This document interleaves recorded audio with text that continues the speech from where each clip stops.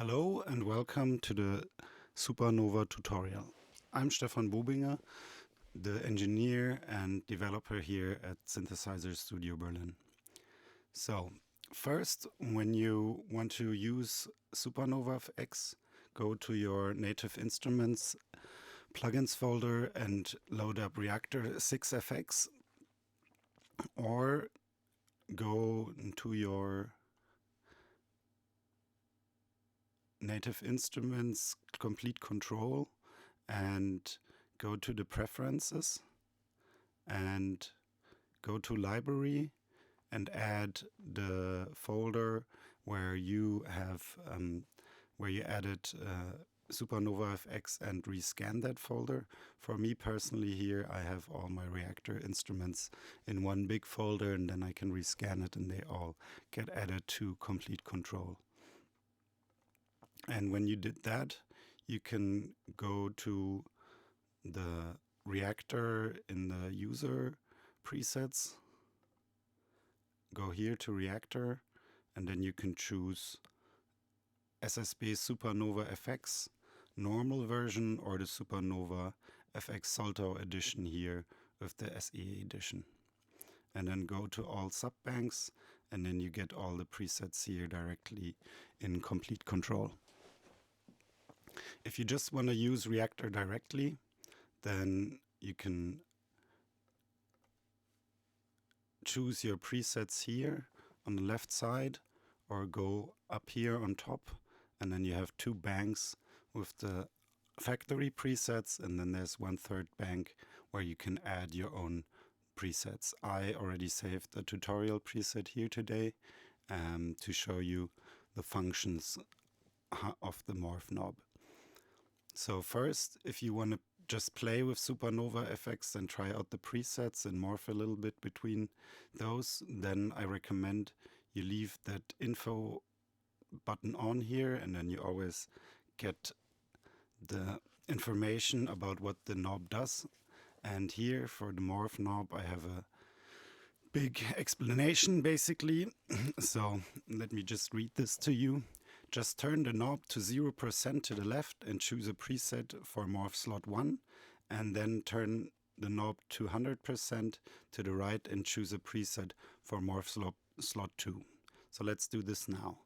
So first, you can either use no FX, which is a preset where all the mix knobs are turned down basically, and then you turn the knob to 100%, and then you choose maybe warehouse, and then you can already see the color of the Supernova changed, and this is dependent on the size, and the brightness of the Supernova is dependent on the time. And diffuse gives you more stars or less stars depending on how big your diffusion is. So to hear what the morph knob does, let me play you a little monarch sequence here.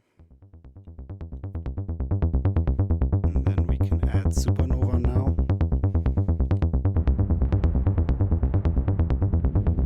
So this is the warehouse 1 preset, and we morph it back to no FX.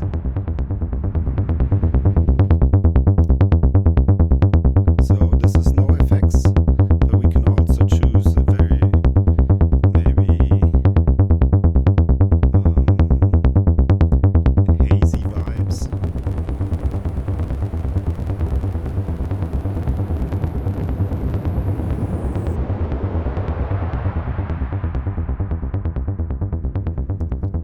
So, and now you can basically also automate the morph knob.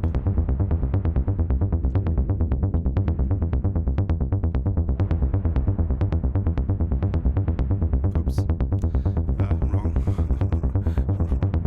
wrong plugin. You can automate the morph knob.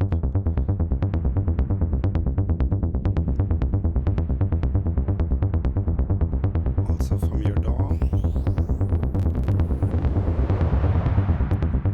And then you can also draw automations here for that knob.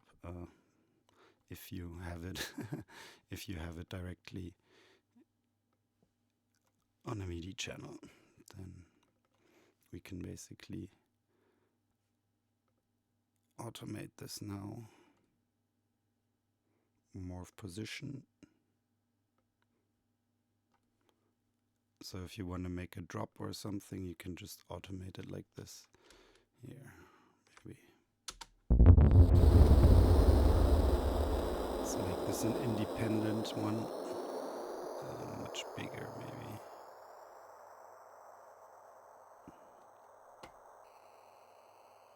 Let's call this maybe 4 bars.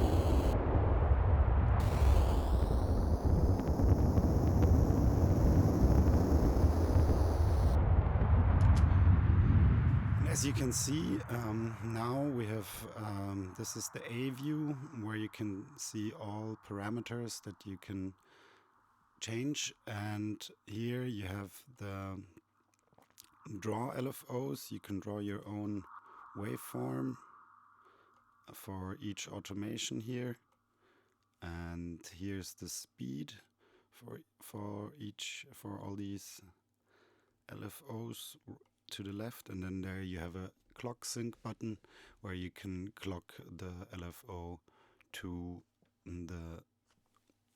your DAW, basically, and to the BPM there. And all of these LFOs work the same, basically: speed, sync, phase, and here's the amplitude for each LFO is always here, directly behind it, and you can see the movement of each LFO here. So first, in the signal flow, you have the grain cloud. So the signal comes in here, goes through the grain cloud, or is just mixed, and then you have the dry crusher. And so let's maybe go for initial settings here, and I'll show you how this goes. So totally dry signal. You can turn the bit crusher on the beginning, so you get some bit crushing here.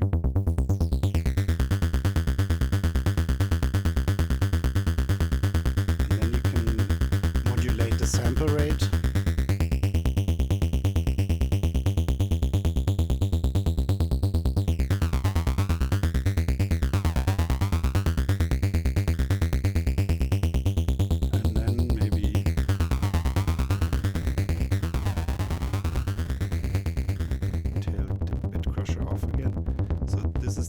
Cloud now.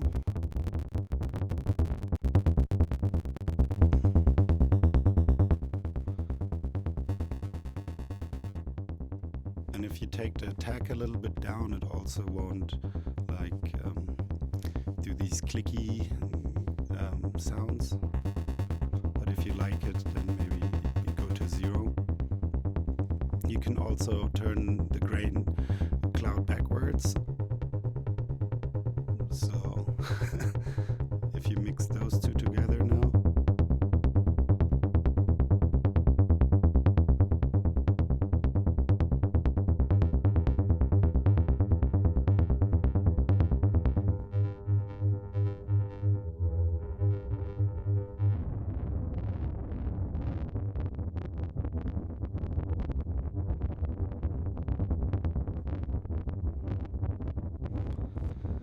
and then here's the pitch, which is also on the B panel here.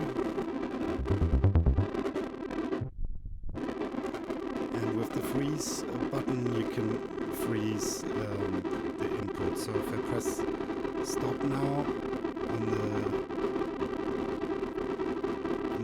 we still have a signal here going. So if you go to 0, there's no sound, but the grain still cloud is still running.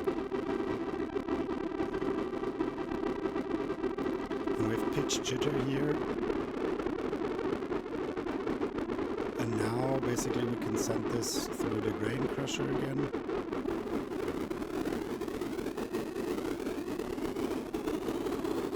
And then add some reverb.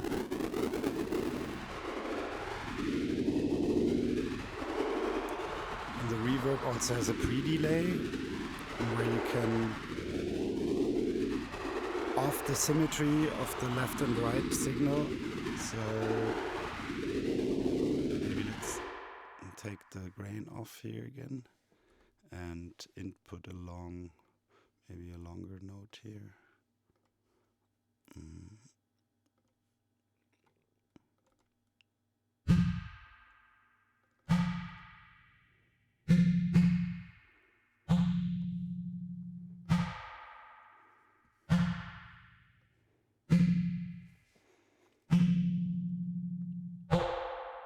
And you have also feedback for the pre-delay, so you can make a tone also if you want.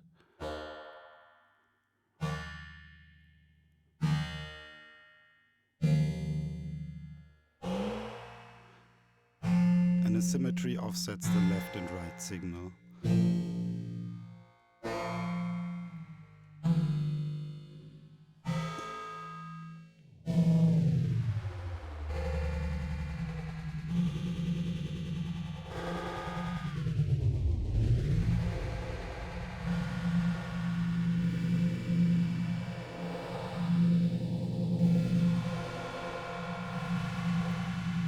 A high and low cut to basically keep the diffusion network keep it in chain. So if you totally turn the high cut up, you get a really long high tail. But you can modulate that with the notch frequency.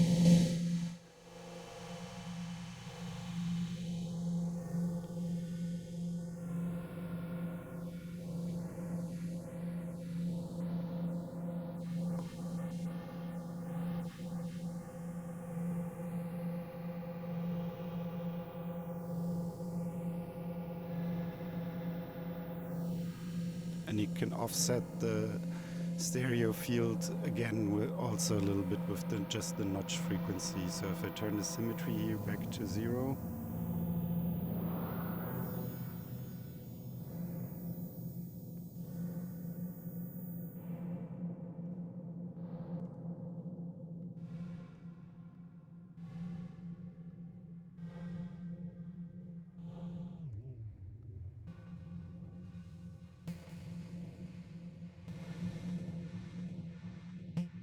so when you turn the diffusion to 0, you basically have a 6 tap delay.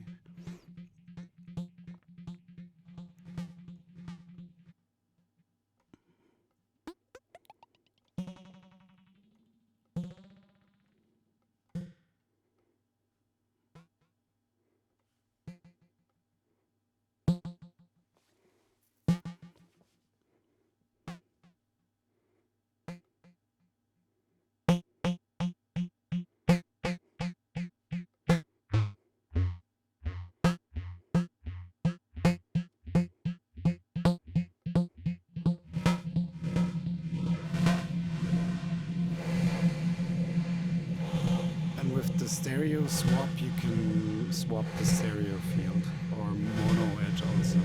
So mono is mono, and to the right it's swapped.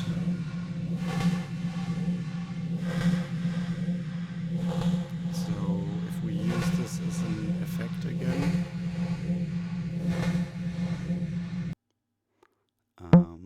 let's turn this to the left.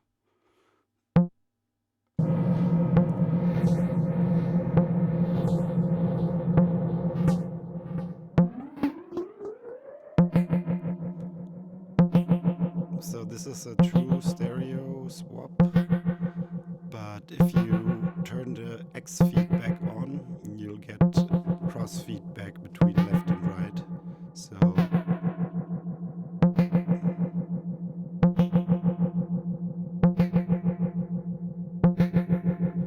and now we can also add a little bit of modulation depth to the reverb time size.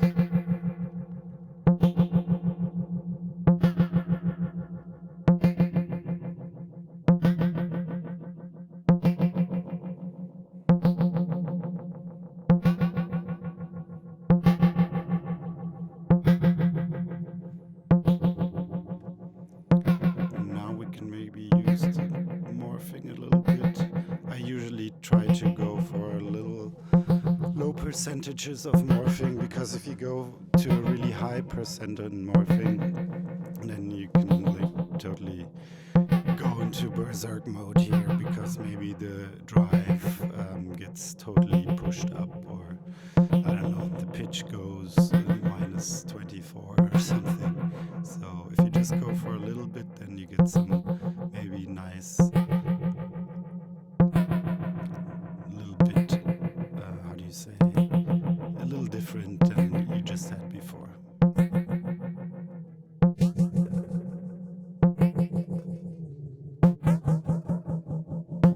See, this is nice.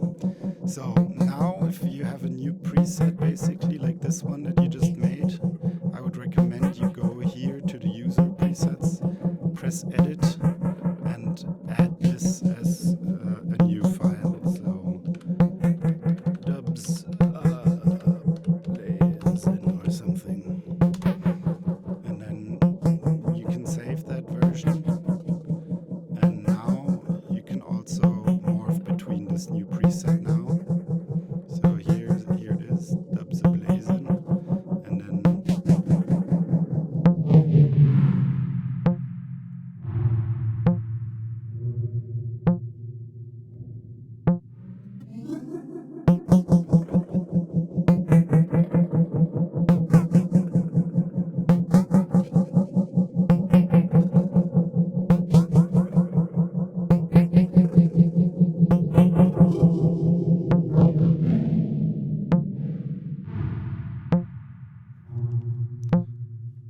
so maybe let's go mono again here.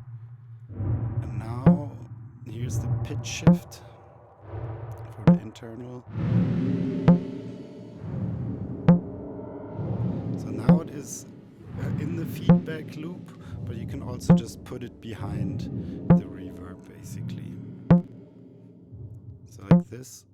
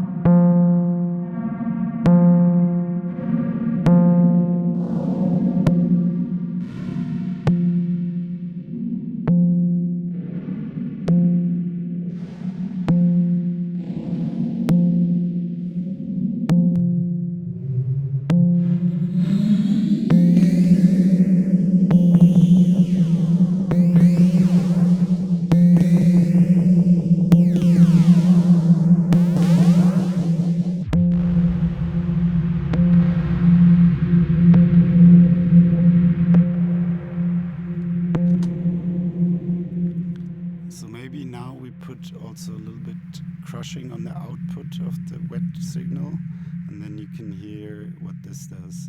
I personally find a very pleasing effect. If you just add a little bit with some sample rate modulation, then you can have a really moving reverb tail or FX tail, however you want to call it.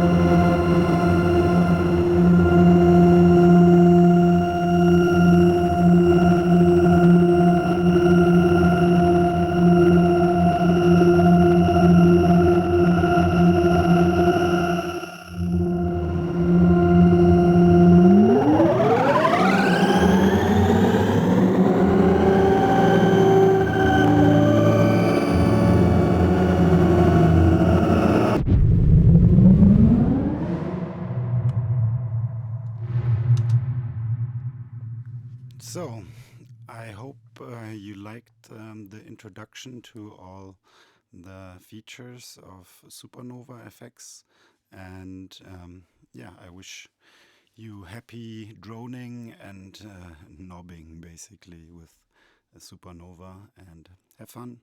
See you soon.